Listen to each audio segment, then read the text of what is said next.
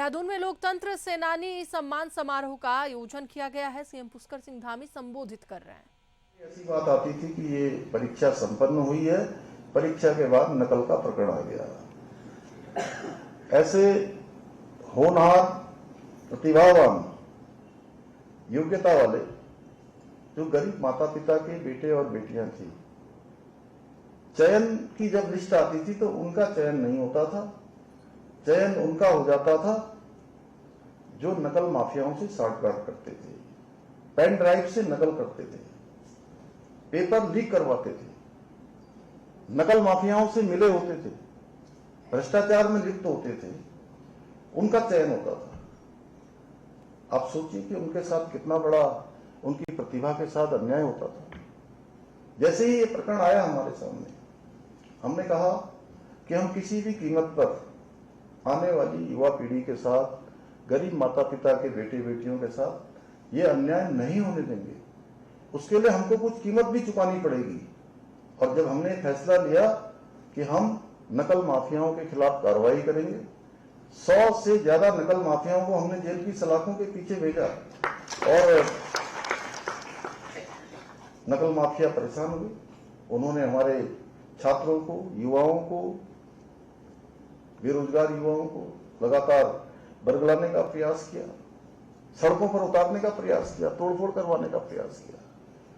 लेकिन जब नीति और नियत दोनों सही हों तो उनको भी समझ में आ गया कि सरकार सही काम कर रही है। कुछ दिनों के बाद हम नकल का अध्यादेश लेकर आ गए। और नकल का अध्यादेश भी मैं इसलिए आप सबको बता रहा हूं कि आप सब लोग जहां वरिष्ठ हैं वहीं आप सब समाज के क्रीम मैं कह सकता हूं, समाज के प्रमुख लोग, ये कुछ सैकड़ों लोग यहां पर नहीं बैठे हैं। मैं ऐसा मानता हूं कि आप सब लोग, कई लाखों लोगों के प्रतिनिधि यहां पर बैठे हैं। जब हमने उनके सामने बात रखी और पूरे देश भर का हमने अध्ययन किया, हमारे साथियों ने, सब लोगों ने, हमारे अधिकारियों ने, सभी जगह के हमने नकल के क्षेत्र में हुए कामों को मंगवाया और हमने सबसे सख्त नकल का अध्यादेश बनाया। पूरे देश का सबसे सख्त नकल का अध्यादेश है। और उस नकल के अध्यादेश के लागू होने के बाद आज हम लगभग 24,000 नियुक्तियां राज्य के अंदर संपन्न हो गई हैं और एक भी मामले में कोई नकल का प्रकरण नहीं आया है, कोई न्यायालय में नहीं गया है।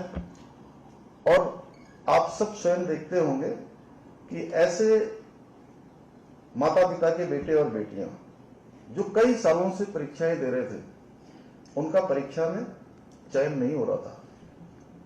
अब उन्हीं में से एक साथ एक परीक्षा में हो रहा है, दूसरी में भी हो रहा है, तीसरी में भी हो रहा है, चौथी परीक्षा में भी चयन हो जा रहा है उन्हीं में से। और कुछ तो ऐसे हैं कि इनकी 5 परीक्षाओं में एक साथ चयन हो रहा है। और मैं उत्तराखंड के प्रत्येक जनपद में जाता हूं, अनेक स्थानों पर जाता हूं और भ्रमण करता हूं, तो मुझे ऐसे माता पिता मिलते हैं। महेंद्र भाई काशीपुर के आसपास भी हैं, ऐसे लोग मिलते हैं मुझे। उनके माता पिता मुझे कहते हैं कि ये सरकार ने बहुत अच्छा काम किया। 16,000 नियुक्तियां हुई 21 साल में और पिछले 3.5 साल में नियुक्तियां हो गई 24,000। और अभी ये अनवरत रूप से चलने वाला है, रुकने वाला नहीं है। मैं नहीं कह रहा, माननीय प्रधानमंत्री जी ने अभी 9 नवंबर को राज्य स्थापना दिवस पर हमारे राज्यवासियों को संबोधित करते हुए कहा कि ये नकल का अध्यादेश पूरे देश के लिए उदाहरण बन गया है। अभी हम विकास की बात करते हैं। पूरे देश के अंदर भारत सरकार का नीति आयोग जो सस्टेनेबल डेवलपमेंट गोल्स, सतत विकास के लक्ष्यों को प्राप्त करने में, आप सबको खुशी होगी कि पूरे देश के अंदर जो इंडेक्स बनाया जाता है, उस इंडेक्स में हमारे राज्य उत्तराखंड का पूरे देश में पहला स्थान है। छोटे